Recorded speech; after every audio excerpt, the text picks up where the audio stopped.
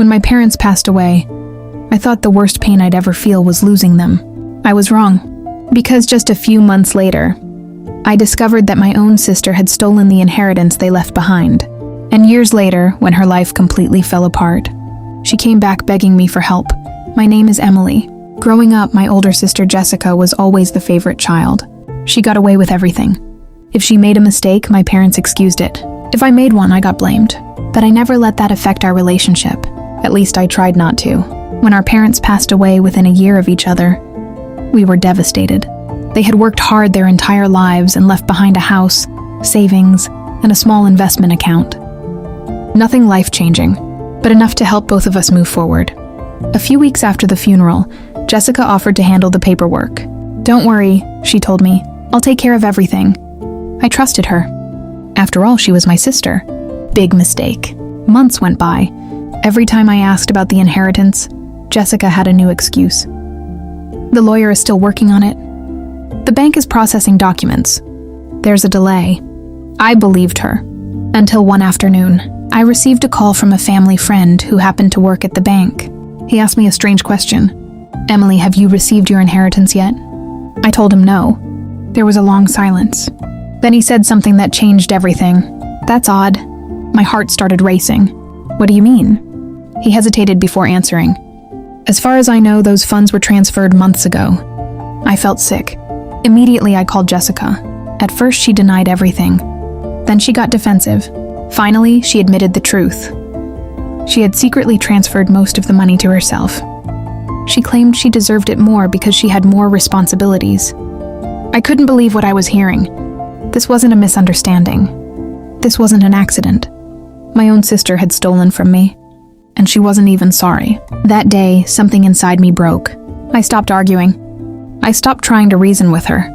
And most importantly, I stopped being part of her life.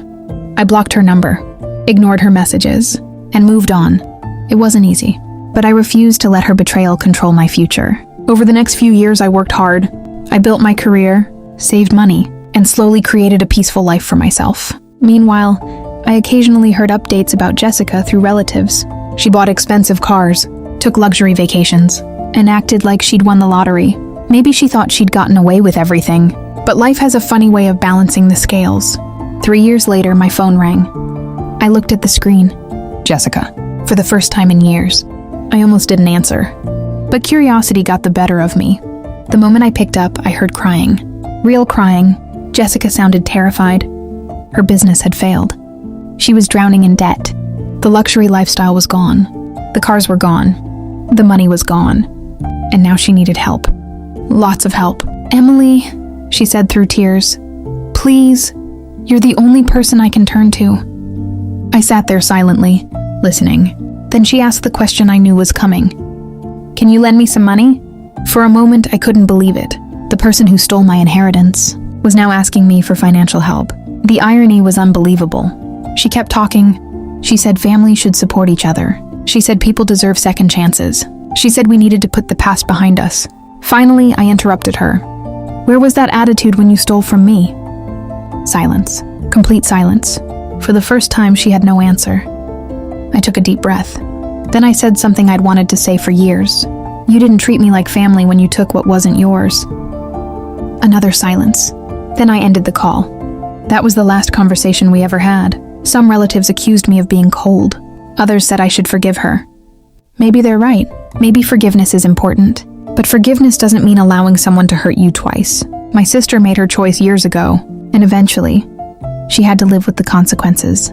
As for me, I lost an inheritance, but I gained something far more valuable: peace. And sometimes, that's worth more than any amount of money.